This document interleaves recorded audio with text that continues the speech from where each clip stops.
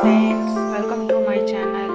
ಇವತ್ತಿನ ವಿಡಿಯೋದಲ್ಲಿ ನಾನು ನವರತ್ನ ಕುರ್ಮಾ ಅದರ ಜೊತೆ ಬೆಸ್ಟ್ ಕಾಂಬಿನೇಷನ್ ಪೂರಿ ಮಾಡ್ತಾ ಇದ್ದೀನಿ. ಬನ್ನಿ ಫ್ರೆಂಡ್ಸ್, ಇವಾಗ ಮಾಡೋಣ. ನವರತ್ನ ಕುರ್ಮಾ ಯಾವ ರೀತಿ ಮಾಡಬೇಕು ಅನ್ನೋದನ್ನು ತೋರಿಸ್ತಾ ಇದ್ದೀನಿ.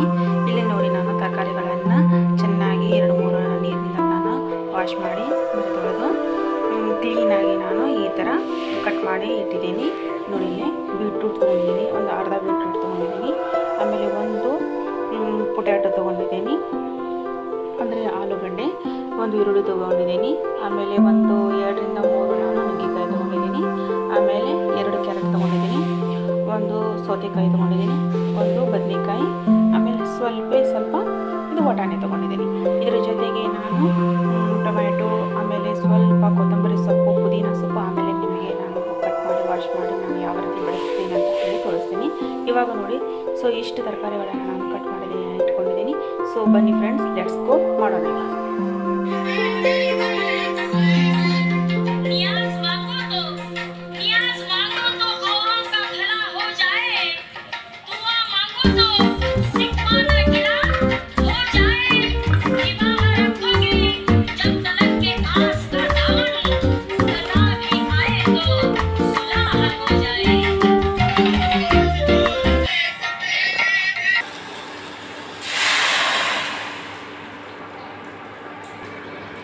ಸ್ವಲ್ಪ ನೀರು ಹಾಕಿದ್ದೀನಿ, ತರಕಾರಿ ಎಲ್ಲ ಹಾಕಿದ್ದೀನಿ, ಸ್ವಲ್ಪ ಚೆನ್ನಾಗಿ ಬೇಯಲಿ. ಇದು ಅದಕ್ಕೆ ಸ್ವಲ್ಪ ಸಾಲ್ಟನ್ನು ಸೇರಿಸ್ತಾ ಇದ್ದೀನಿ ಇವಾಗ. ಸೊ ಇಲ್ಲಿ ನೋಡಿ ಫ್ರೆಂಡ್ಸ್, ಮತ್ತೊಂದು ಪ್ಯಾನ್ ಬಾಳ್ಗಿಟ್ಟಿದೆ ನಾನು, ಅದರಲ್ಲಿ ಸ್ವಲ್ಪ ಆಯಿಲ್ ಹಾಕಿದ್ದೀನಿ, ಅಡುಗೆ ಎಣ್ಣೆ, ಸ್ವಲ್ಪ ಒಗ್ಗರಣೆ ಪದಾರ್ಥಗಳನ್ನು ಹಾಕಿದ್ದೀನಿ. ಈ ಥರ ಒಂದು ಎಡೆ ಹಾಕಿದ್ದೀನಿ, ಅದರ ಮೇಲೆ 2-3 ಏಲಕ್ಕಿ ಹಾಕಿದ್ದೀನಿ, 2 ಲವಂಗ, ಆಮೇಲೆ 1-2 ಚಕ್ಕೆ, ಆಮೇಲೆ ಇದು ಸಾರು ಅಂತಾರಲ್ವ ಅದು ಹಾಕಿದ್ದೀನಿ. ಸ್ವಲ್ಪ ಫ್ರೈ. ಇವಾಗ ನಾವು ಈರುಳ್ಳಿ ಹಾಕೋಣ.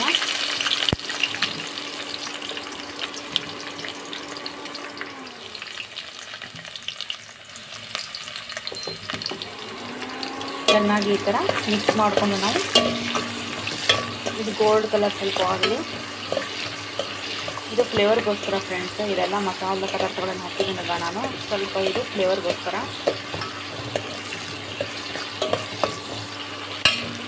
ಚೆನ್ನಾಗಿ ಫ್ರೈ ಆದ ನಂತರ ಇದಕ್ಕೆ ಸ್ವಲ್ಪ ನಾವು ಶುಂಠಿ ಬೆಳ್ಳುಳ್ಳಿ ಪೇಸ್ಟ್ ಹಾಕ್ಕೊಳ್ಳೋಣ. ಸ್ವಲ್ಪ ಶುಂಠಿ ಬೆಳ್ಳುಳ್ಳಿ ಪೇಸ್ಟ್ 1 ಸ್ಪೂನಷ್ಟು, ಒಂದು 1/2 ಟೀ ಸ್ಪೂನಷ್ಟು ನಾವು ಹಾಕೊಂಡು ಈ ಥರ ಮತ್ತೊಂದು ಸಲ ಚೆನ್ನಾಗಿ ಮಿಕ್ಸ್ ಮಾಡ್ಕೊಳ್ಳೋಣ.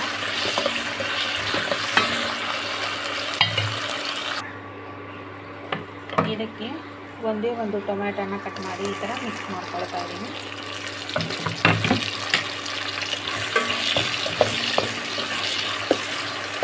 ಸ್ವಲ್ಪ ಚೆನ್ನಾಗಿ ಟೊಮ್ಯಾಟೊ ಬೆಂದಕ್ಕೆ ಸ್ವಲ್ಪ ಉಪ್ಪನ್ನು ಸೇರಿಸ್ತಾ ಇದೆ. ಉಪ್ಪು ಸ್ವಲ್ಪ ನೋಡಿಕೊಂಡು ಸೇರಿಸಿ, ಯಾಕಂದರೆ ತರಕಾರಿಗಳು ಚೆನ್ನಾಗಿ ಕುದಿಯುವಾಗ ನಾನು ಸ್ವಲ್ಪ ಉಪ್ಪನ್ನು ಹಾಕಿದ್ದೆ, ಅದಕ್ಕೋಸ್ಕರ. ರುಚಿಗೆ ತಕ್ಕಷ್ಟು ನೀವು ನೋಡಿಕೊಂಡು ಉಪ್ಪನ್ನು ಸೇರಿಸ್ಕೊಳ್ಳಿ.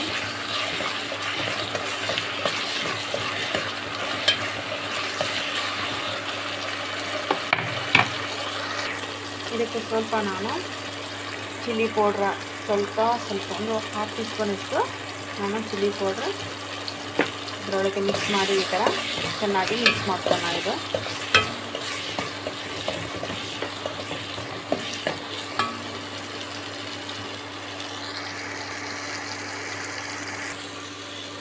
ಸೊ ನೋಡಿ, ಇವಾಗ ಇದಕ್ಕೆ ನಾನು ತರಕಾರಿಯನ್ನು ಚೆನ್ನಾಗಿ ಬೆಂದಿದೆ ಅಲ್ವಾ, ಇದರಲ್ಲಿ ನಾನು ಆ್ಯಡ್ ಮಾಡ್ತಾಯಿದ್ದೀನಿ.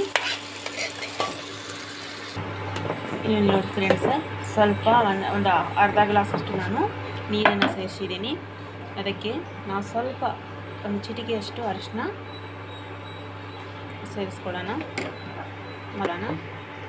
ಈಗ 1 ನಿಮಿಷ ಇದು ಸ್ವಲ್ಪ ನೀರು ಹಾಕಿದ್ದೇನಲ್ವ, 1 ನಿಮಿಷ ಇದು ಚೆನ್ನಾಗಿ ಇನ್ನೊಂದ್ಸಲ ಕುದೀಲಿ. ನೋಡಿ ಸೊ ಫ್ರೆಂಡ್ಸ್, ಇವಾಗ ಅದು ಚೆನ್ನಾಗಿ ಬಂದಿದೆ. ಇಲ್ಲಿ ನಾನು ಮಿಕ್ಸರಲ್ಲಿ ನೋಡಿ ಫ್ರೆಂಡ್ಸ್, ಇದಕ್ಕೆ ನಾನು ಸ್ವಲ್ಪ ಕೊಬ್ಬರಿ, ಆಮೇಲೆ ಒಂದು ಇದು ಸ್ವಲ್ಪ ಪುಟಾಣಿ ಹಿಟ್ಟು, ಕೊಬ್ಬರಿ, ಆಮೇಲೆ ಸ್ವಲ್ಪ ಜೀರಿಗೆ, ಆಮೇಲೆ ಸ್ವಲ್ಪ ಕೊತ್ತಂಬರಿ ಸೊಪ್ಪು, ಸ್ವಲ್ಪ ಪುದೀನ ಸೊಪ್ಪು ನಾನು ಹಾಕಿ ಮಿಕ್ಸ್ ಮಾಡ್ಕೊಂಡಿದ್ದೇನೆ ಮಿಕ್ಸರಲ್ಲಿ. ಇದನ್ನು ನಾನು ಇದರಲ್ಲಿ ಸೇರಿಸ್ತೀನಿ ನೋಡಿ.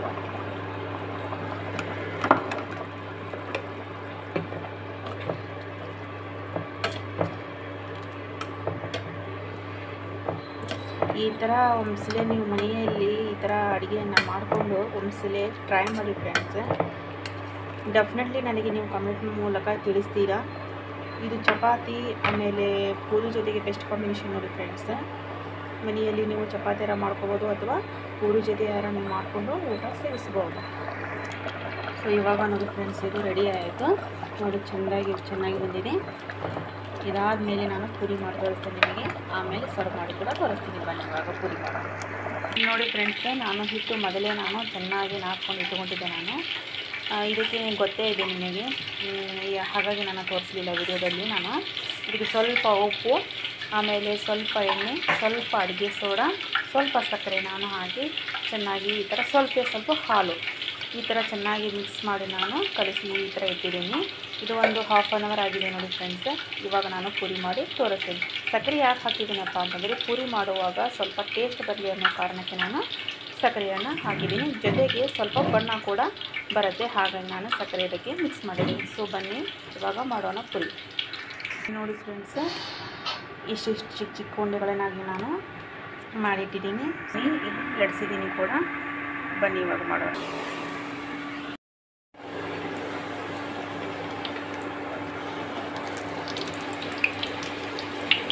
ನೋಡಿ ಫ್ರೆಂಡ್ಸ್, ಎಷ್ಟು ಚೆನ್ನಾಗಿ ಈ ಥರ ಉಬ್ಬಿ ಬರ್ತಾ ಇದೆ ನೋಡಿ.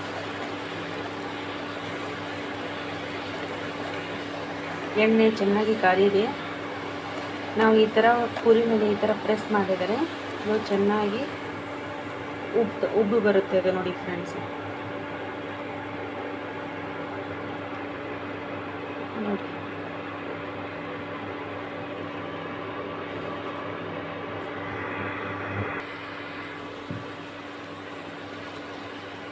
ನೋಡ್ತಿರ್ಬೋದು ಫ್ರೆಂಡ್ಸ್ ನೀವು, ಎಷ್ಟು ಚೆನ್ನಾಗಿ ಕಲರ್ ಕೂಡ ಬಂದಿದೆ. ಆಮೇಲೆ ಈ ಥರ ಚೆನ್ನಾಗಿ ಉಬ್ಬಿ ಕೂಡ ಬರ್ತಾ ಇದೆ ನೋಡಿ ಫ್ರೆಂಡ್ಸ್.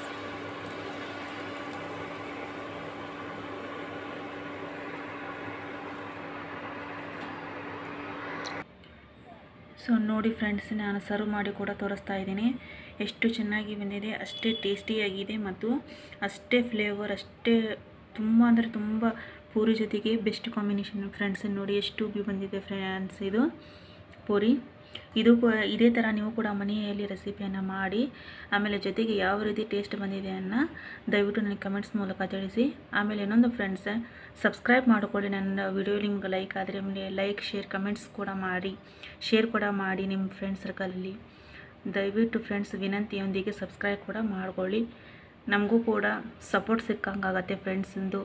ನೋಡಿ ಈ ಥರ ಇವತ್ತಿನ ರೆಸಿಪಿ ಇದು ನವರತ್ನ ಕುರ್ಮಾ ಆಮೇಲೆ ಪೂರಿ.